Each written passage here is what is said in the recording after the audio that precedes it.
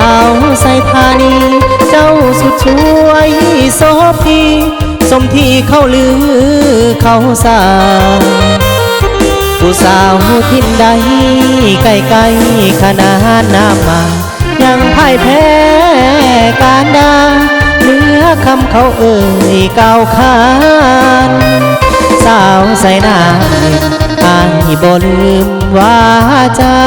หัวใจอายควรหาได้พบแก้วตาคืนนั้น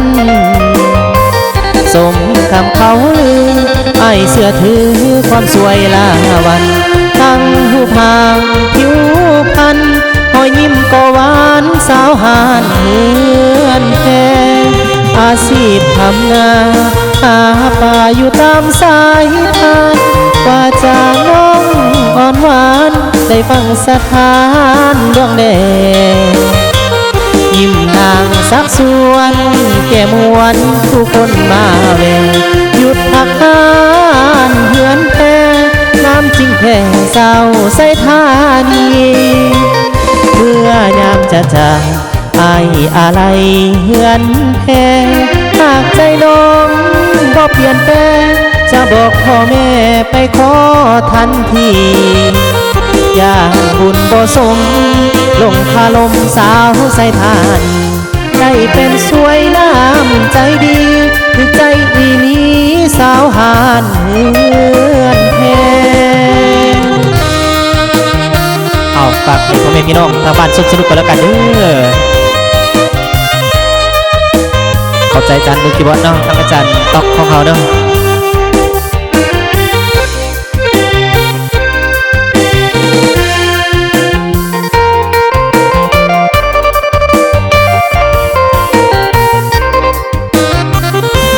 อาชีพทำนาหาป่าอยู่ตามสายทานกว่าจะน้องอ่อนหวานได้ฟังสถานดวงแดงยิ้มนางสักส่วนแก่มวนผู้คนมาแวหยุดพักงานเหือนแพงามทิ้งแข่งเศร้าใส่ธานีเพื่อยามจะจากไอ้อะไรเหือนแพหากใจน้องบ่เปลี่ยนแปลงจะบอกพ่อแม่ไปขอทันทีอย่าหันบุญบ่สมลงคาลมสาวใส่ทานได้เป็นสวยน้ำใจดีที่ใจอีนี้สาวหานเหือนแพ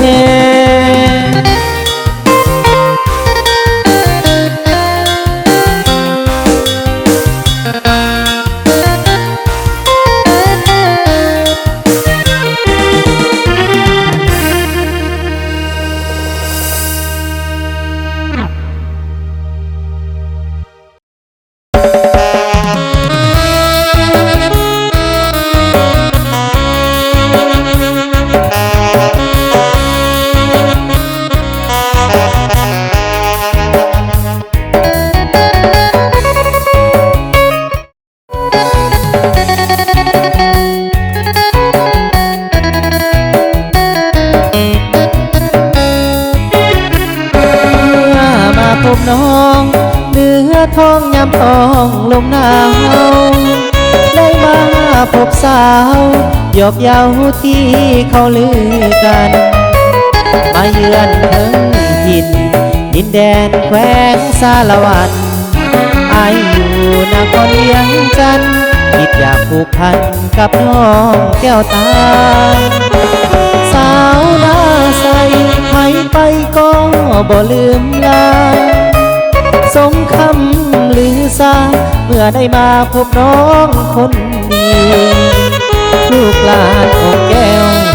สมแล้วที่เป็นสตรีนับว่าอายคนโชคดีพบพ่อนาลีที่งามสิ้นใจน่าใสเขตใต้แดนสารวันอยากได้จอมขวัญมาอยู่เวียงจันทร์สร้างฝันหักไอสินค้าขายส่ง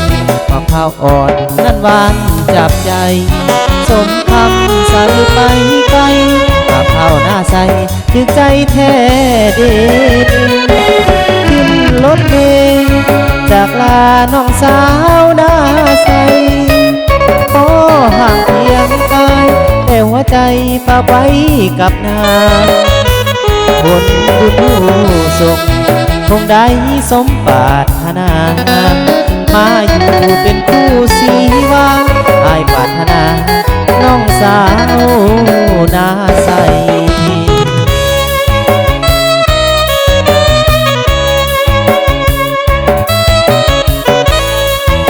เอาฝากให้ทำคนพี่น้องกัน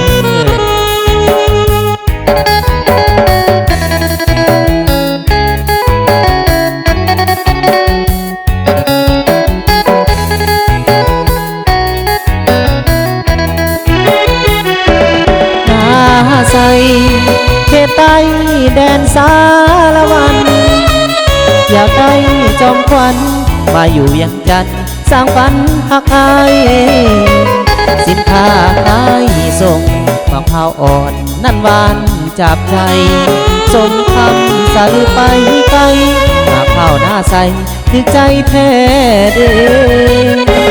ขึ้นรถเมล์จากลาน้องสาวดาใสโอ้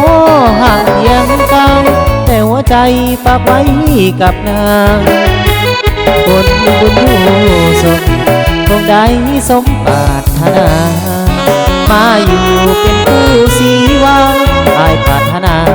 น้องสาวดาใส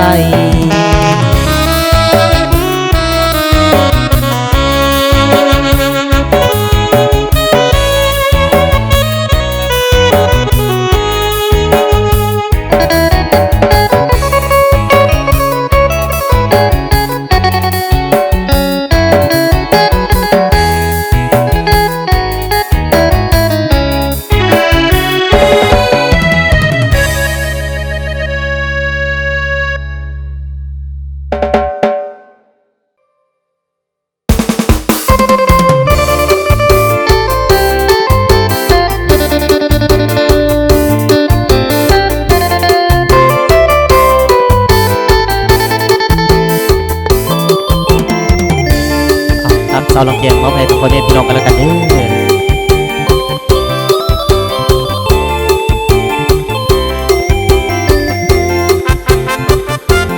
บุญเหลือเมื่อมาเห็นสาวลองแจ้งผู้เยี่ยก็แห้งสาวลองแจ้งมีแล้วละนาโอ้ลงเกาหมงว่าจงเหมือนหนึ่งดาราแม่นผู้ใดได้สร้างมาหรือเทวานั้นลงมาปั้นงามเนื้อสนสาดลาวทุกเผ่าเบิ่งอยู่ป่าเขาหาใส่เราจะมาเปรียบปานได้มาครั้งหนึ่งคิดตึงพาให้อายฝันเมื่อบุญกินเพียงคืนนั้นเอาฝากสัมพันธ์หักกันจนตายที่สันผู้มองน้องบอกว่าลูกกับไอ้ลูกนี้จนตายบอกใครเคลื่อนคำสาบานงานไอ้ไก่จ้าหากน้องขึ้นสู่ยังจันวันหนึ่งไอ้คงกับพันมาหากันน้อลงเราคงสาวเนื้อเมื่อไกลใจอายเป็นห่วงขอเจ้าอย่าลวงอายเลยอานงยักไอ้ไก่จ้าหัวใจเจ้าให้มันคงจงฟังเสียงเพลงห้องส่งดูย้อนยงลองแจ้งบ่ไหว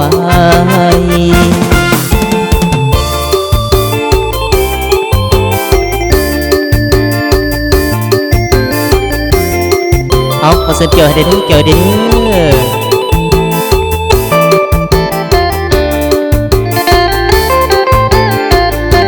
เอามานี่ก็มาย้ำพี่น้องบ้านเชียงหน้าเนาะ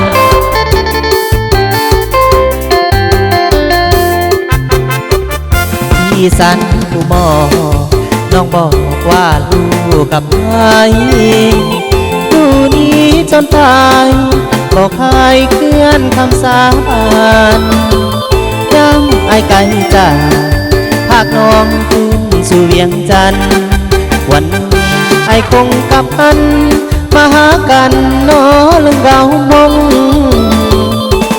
สาวเนื้อเมื่อไก่